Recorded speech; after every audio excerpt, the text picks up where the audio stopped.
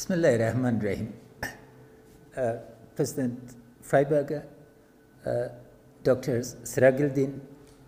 Dr. Siraguddin forgets to mention that he's my mentor. I've learned an immense amount from him, and it's always a pleasure to see you again. You left a mark on everything you touched in the bank, and whichever human being you've touched bears the marks of kindness. Thank you for that introduction. Nizami Gنجوي was among the 10 top founders of genres of discourse in the Dari Persian language, whose influence is cascaded through the last 8 centuries. As he wrote, Nizami's calling is crafting of Dari poetry. Suitable for him is rhyming Dari into poetry. This was the lingua franca of the region.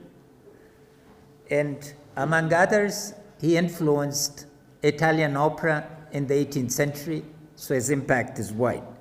Let me pay tribute to the Nizami Gنجوي Center, which has turned Baku under the co-chairs into a central node of dialogue and international exchange among civilizations.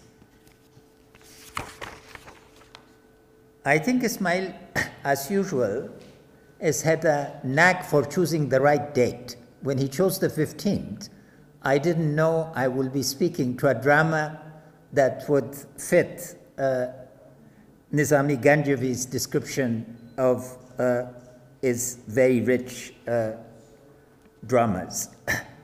President Biden's decision on withdrawal of US forces and the decision of NATO to do the same sets a change in context for a reset of assumptions, alignments, and actions.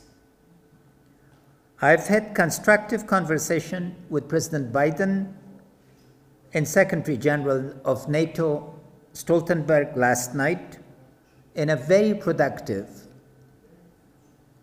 hour-and-a-half meeting today with Secretary Blinken, who visited us in Kabul.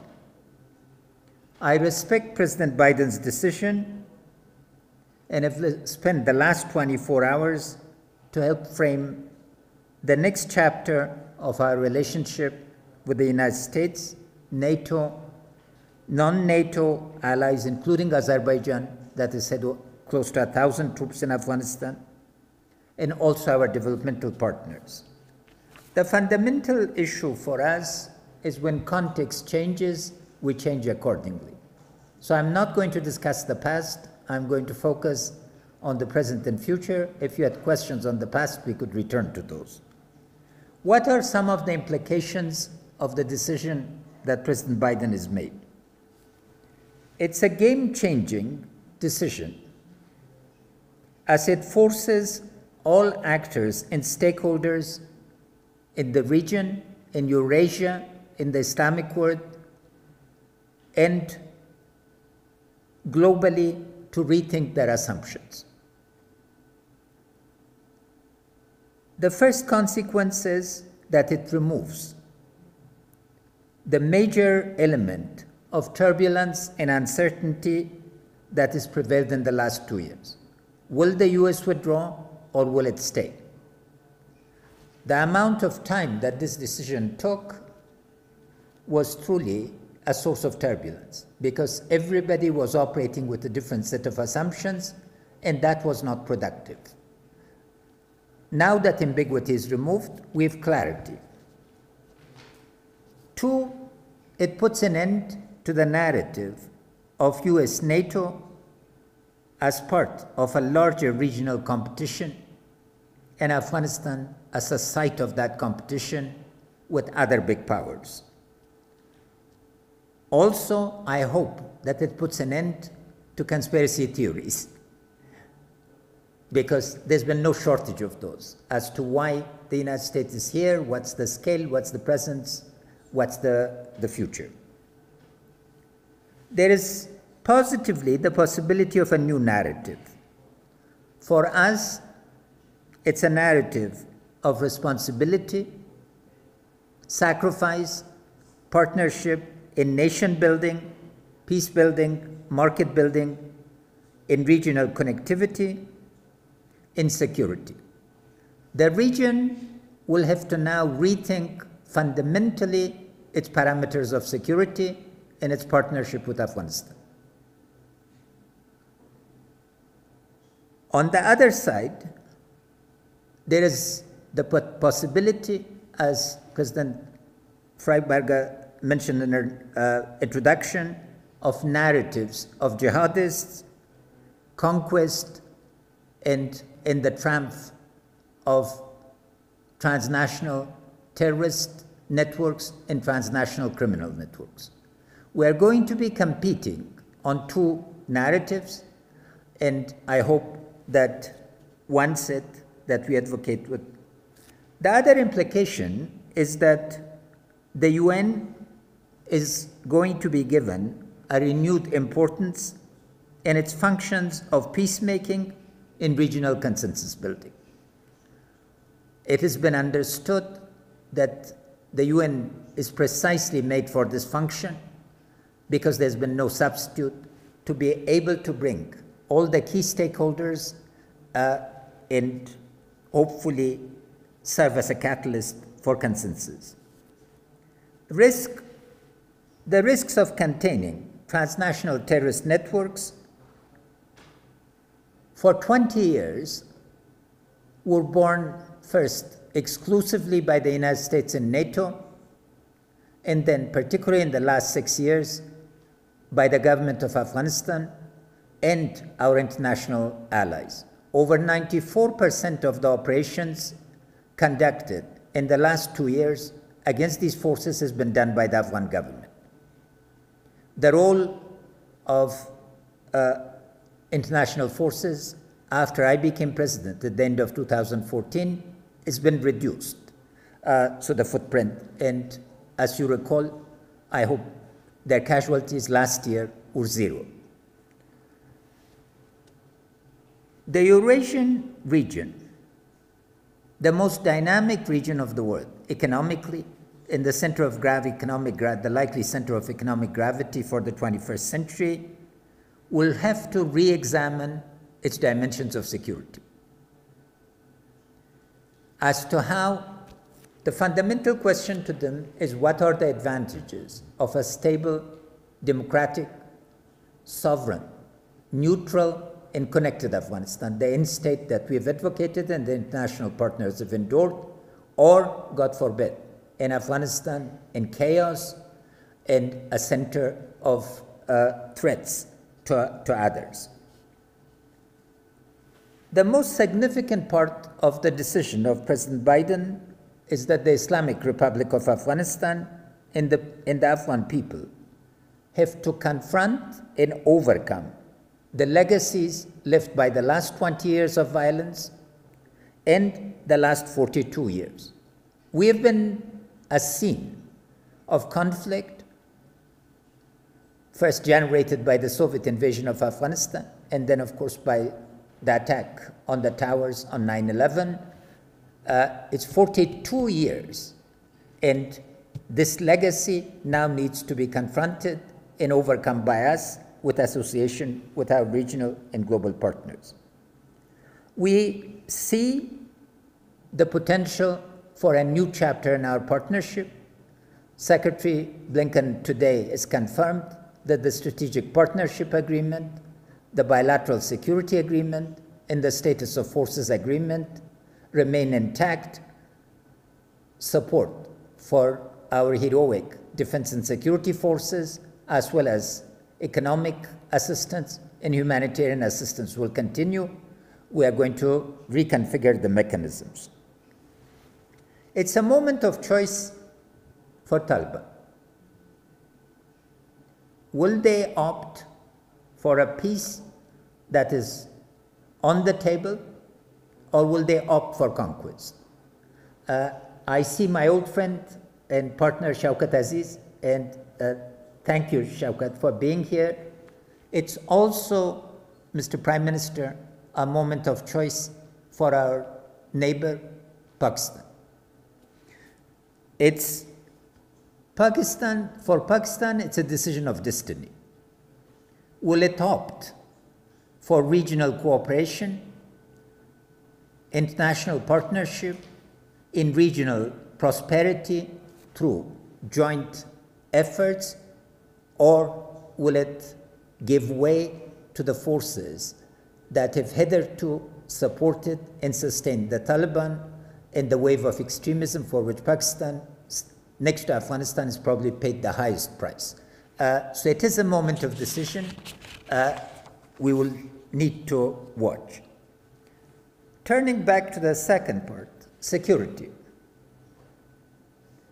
The first issue that I'd like to bring to your attention is that the Universal Declaration of Human Rights is focused on individual rights. Fortunately, they are all embodied in our Constitution, but Afghanistan has been denied for 42 years a collective right, which is the right to peace. The Charter of the United Nations holds this promise, but the Universal Declaration of Rights is not linked the two.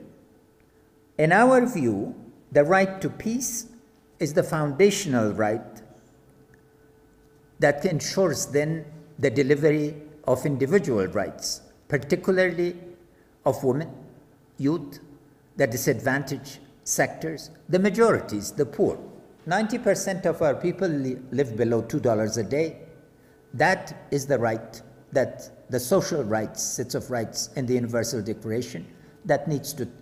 Fortunately, in the last 6 years, 58% of the administration now is below 40 years of age, including most of our security sector, below the rank of Brigadier General. And 30% of the administration is now women. Afghan women speak for themselves and articulate for themselves, and I'm extraordinarily proud of this. Peace, hence, peacemaking, peace building, and sustaining peace. I've captured our vision of peace in a diagram, which is a bridge. Our current condition is one of restricted warfare. The bridge is 3 parts. The destination is a just and lasting peace. The parts are to make peace through a political settlement, to build peace through a government of peace under the current constitution for a short duration, culminating in an election. The first phase will need to end in a public assembly. We have a remarkable institution called the Loy Jirga, or the Grand Assembly, where all walks of life gather together. After the election, there will need to be a political compact. We have articulated this vision fully. It's socialized, and I've made very clear, if I have 4 years of my term left, but for the sake of peace, my colleagues and I are willing to hold elections from 6 months to a year maximum, so that the will of the people, the key to us is the right of the people to choose their leader, and for me to hand over legitimate authority to my successor. Let me turn to the classic notion of security, because that is uppermost probably on your minds. We are not at risk of collapse. The narratives of the Afghan government falling apart is a false narrative. Our commandos, special forces and air force alone are 40,000 strong. They've trained among the best. They are among the best in the region. As long as this force stays, there is no risk of state collapse. I've spent a lot of time with them, and I'm proud as the function of Commander-in-Chief. Most of the operations have been carried by them. Now, they've all been brought into one command called the ANASOC, or the Afghanistan National Authority for Special Operations. Every day, they carry 30 to 40 operations with precision and with determination. The force is led by a new generation of men and some women.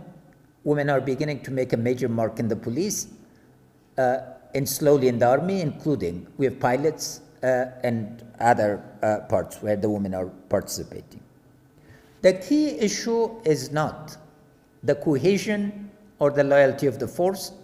There's not been a single occasion where they've disobeyed their civilian leaders. And one of the distinguished characteristics of Afghan history is that since 1747, our last incarnation as a continuous state, only 2 generals have led this country. And even during the communist period, the party took over authority from the officers. President, vice presidents, national security advisor, minister of defense, minister of interior, director of national security are all civilians. And this is a key. We have a layered security of 350,000 forces from corps commands in different parts of the country. In addition to this, people are armed and ready to defend their villages and their districts. The challenge is twofold. One, manageable enablers in technology, because it's access to the right form of technology. Fortunately, this year, our key civilian effort is the digitalization of the economy, the society, and the government. And we have now the human capital. We're about 400 people with masters and PhDs, 120 of them alone from the Berlin Technical University. The other challenge is the nature of the war. Distinguished colleagues, war has become totally unrestricted. There are no rules to this war. Never since the Mongol invasion have our women been so exposed, our civil society leaders targeted, our ulama assassinated, etc. So it's that. It's not the level of face-to-face confrontation. The Taliban, including in Kandahar, they attempted conquest of 1 district, lost 1, left behind 1,000 dead, but mined the place to hell. Today I was talking to the thing. They've mined every single place, every single canal, etc. It's a horror story. It's this unrestricted war that needs to end. The other component is a multi-dimensional view of security. What do I mean by that? First, the citizen perspective. From the view of the Afghan citizen, the range of what they expect from state vis-a-vis security is not restricted to physical security. COVID-19 was one example, and we managed it, thank God, very well, 2 waves, and I hope that we won't have the 3rd wave. We have the lowest casualties and have been dealing. For the first time, we distributed food packages to 90% of the population to support them. But it also includes to access to education and others. Human security now has a wide definition from the perspective of the citizen. The second category in the multidimensionality is the society's needs for security.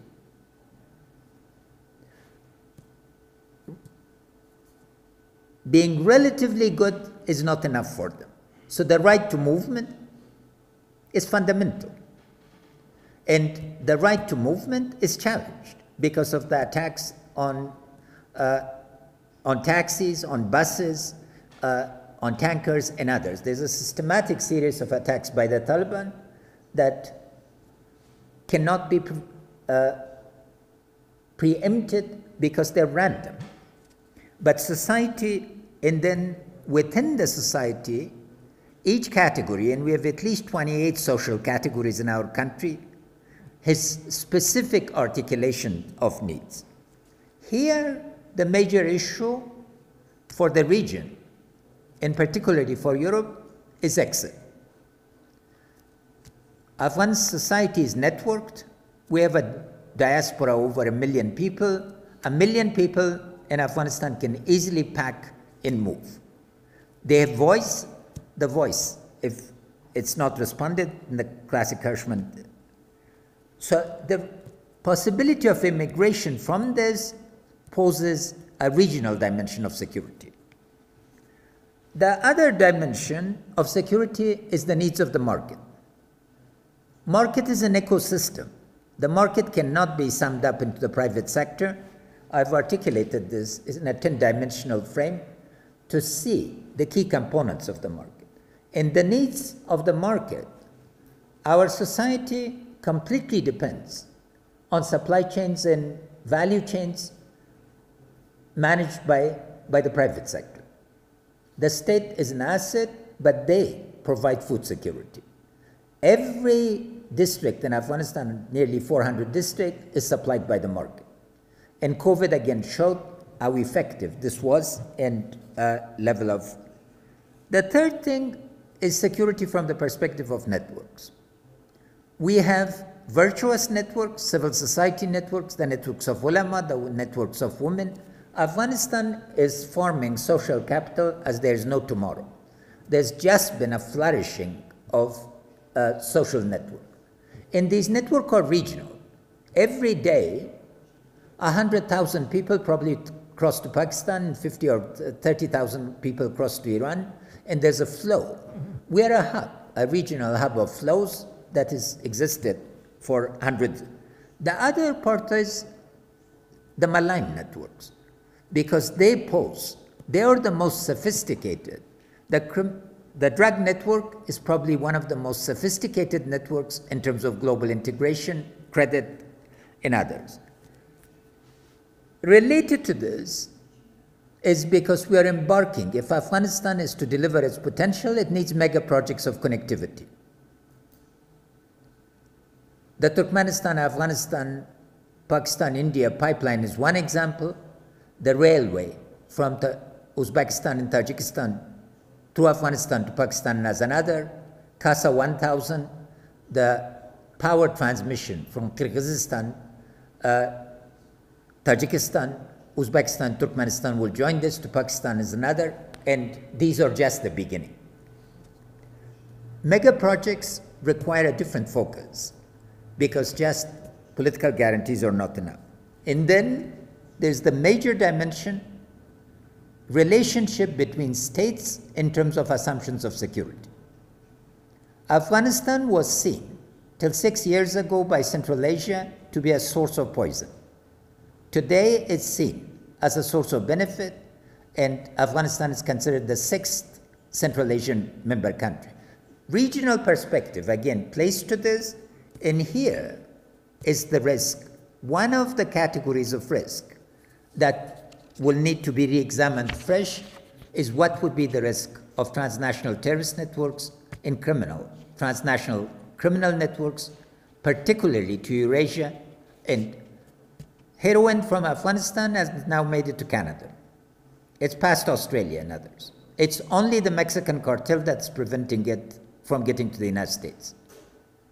So those networks allow.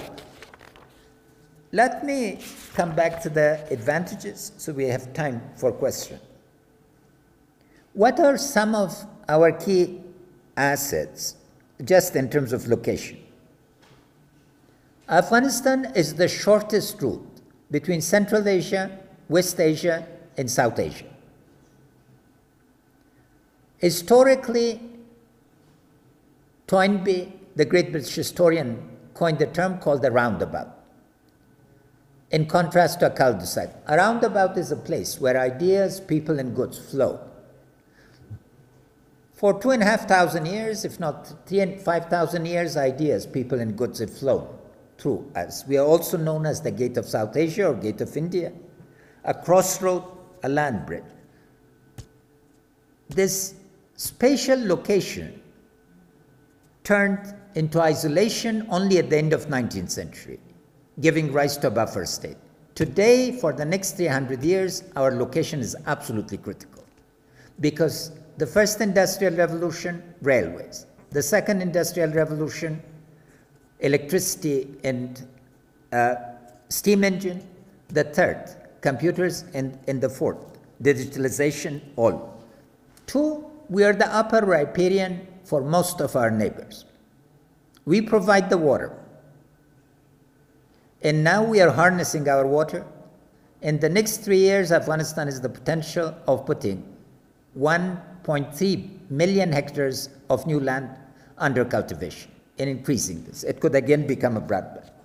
3, it's a remarkable source of renewable energy. Solar in gigawatts, not in megawatts. Wind, 70,000 megawatts potential. Hydro, minimally 25,000. Geothermal, about 8 to 10,000. And as I said, solar is increasing by the day. The other is just our lithium is estimated to be $1 trillion. The Russians called us the Mendeleev table. For the rare earth, 12 out of the 14 elements of rare earth exist in Afghanistan.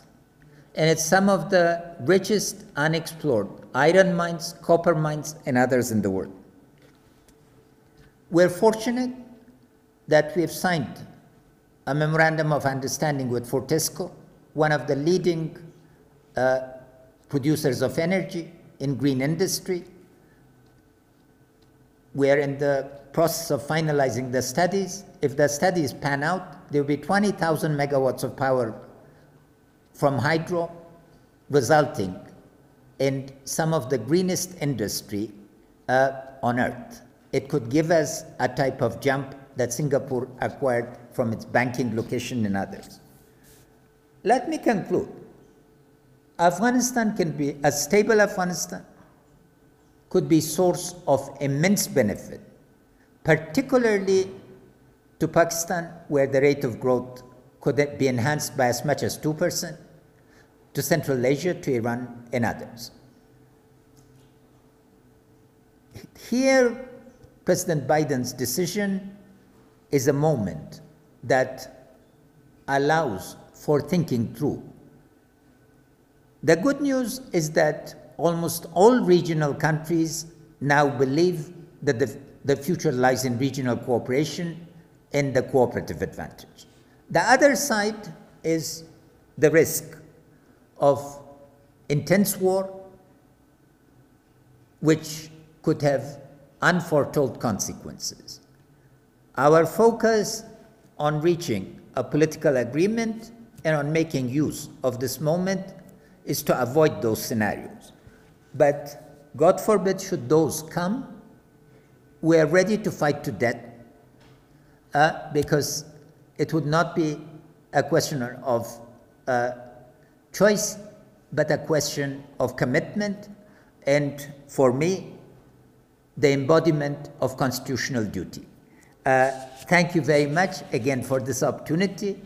All of you are very significant voices in this partnership to focus on the opportunities and to generate the consensus that is needed to move forward. 20 years of internationally based conflict in Afghanistan is going to be over. Today, we've charted our way for the next 6 months. It's going to be an orderly, predictable process. Let me pay tribute to all the men and women in uniform from your countries and from all over the world who came in our hour of need, also the civilians who've helped us. Now it's time to put those energies all to construction. Thank you.